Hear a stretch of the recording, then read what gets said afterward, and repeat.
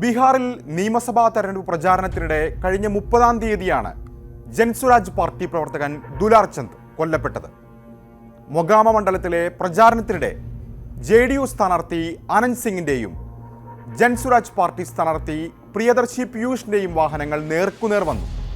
അത് പ്രവർത്തകർ തമ്മിൽ തർക്കത്തിന് കാരണമായി. അത് പിന്നീട് കയ്യാങ്കളിയും കല്ലേറുമായി. ഇതിനിടെയാണ് പ്രദേശവാസിയായ 75-കാരൻ ദുലാർ ചന്ദിന്റെ മരണം.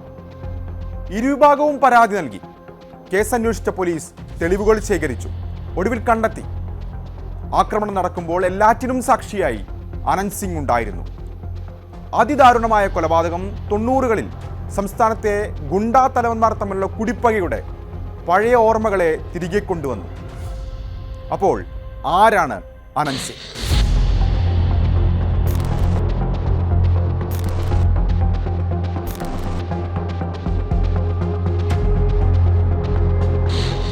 ഉത്തരേന്ത്യൻ രാഷ്ട്രീയത്തിലെ മറ്റു പലരെയും പോലെ ഗുണ്ടാ തലവനിൽ നിന്ന് രാഷ്ട്രീയക്കാരനായ വ്യക്തി.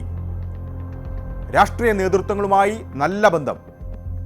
പട്നയിൽ നിന്ന് 96 കിലോമീറ്റർ അകലെയുള്ള മൊഗാമ മണ്ഡലം കഴിഞ്ഞ 2 പതിറ്റാണ്ടായി അടക്കി വാഴുന്നു ആനന്ദ് സിംഗ്.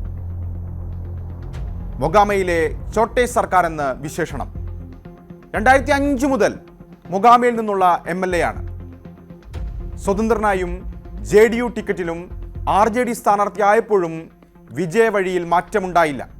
കയ്യൂക്കുകൊണ്ട് മൊഗാമയെ ആനന്ദ് സിംഗ് കൂടെ നിർത്തി. ഇത്തവണ നാമനിർദ്ദേശ പത്രിക സമർപ്പിച്ചപ്പോൾ ആനന്ദ് സിംഗ് ബോധിപ്പിച്ചിരിക്കുന്നത് 28 ക്രിമിനൽ കേസുണ്ടെന്നാണ്. പലതും കൊലപാതകവും കൊലപാതക ശ്രമവും തട്ടിക്കൊണ്ടുപോകലും. ആസ്തി 38 കോടി. കഴിഞ്ഞ നിയമസഭാ തെരഞ്ഞെടുപ്പിൽ RJD സ്ഥാനാർത്ഥിയായാണ് സഭയിലെത്തിയത്. AK-47 തോക്കുൾപ്പെടെ വീട്ടിൽ നിന്ന് വൻ ആയുധശേഖരം പിടികൂടിയ കേസിൽ 2022 ശിക്ഷിക്കപ്പെട്ടതോടെ അയോഗ്യനായെങ്കിലും ഭാര്യ നീലം ദേവിയെ മത്സരിപ്പിച്ച് സ്വാധീനം നിലനിർത്തി. RJD കാരനായിരിക്കുമ്പോഴും JDU നേതാക്കളുമായി നല്ല ബന്ധത്തിലായിരുന്നു. 2024 ലോക്സഭാ തെരഞ്ഞെടുപ്പ് കാലത്ത് തന്നെ JDUവിലേക്കുള്ള മടക്കം ആനന്ദ് സിംഗ് വ്യക്തമാക്കിയതാണ്.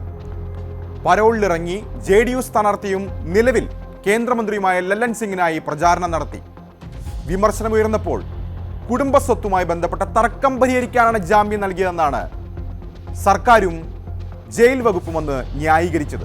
പട്ന ഹൈക്കോടതി കുറ്റവിമുക്തനാക്കിയതോടെ രാഷ്ട്രീയ കോട്ടക്കാക്കാൻ വീണ്ടും മത്സരിക്കുകയാണ് ആനന്ദ് സിംഗ്. JDU സ്ഥാനാർത്ഥിയായാണ് പോരാട്ടം. എതിരാളി മുൻ MLAയും MP-യുമായിരുന്ന മറ്റൊരു ബാഹുബലി സൂരജ് സിംഗിന്റെ ഭാര്യ. 2000-ലെ തെരഞ്ഞെടുപ്പിൽ മൊഗാമയിൽ നിന്ന് ജയിച്ചിട്ടുണ്ട് സൂരജ് സിംഗ്. ആനന്ദ് സിംഗിന്റെ ജ്യേഷ്ഠനും ഗുരുവുമായ ദിലീപ് സിംഗിനെ തോൽപ്പിച്ചായിരുന്നു സഭയിലെത്തിയത്. 2005-ൽ അതിന് ആനന്ദ് സിംഗ് കണക്ക് തീർത്തു. പിന്നീട് ഇങ്ങോട്ട് മൊഗാമ കുത്തകയാണ്.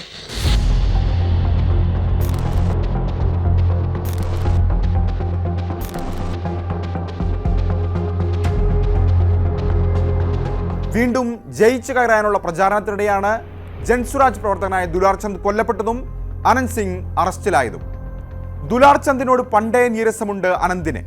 നേരത്തെ ലാലുവിന്റെ വിശ്വസ്തനായിരുന്നു ദുലാർ ചന്ദ്.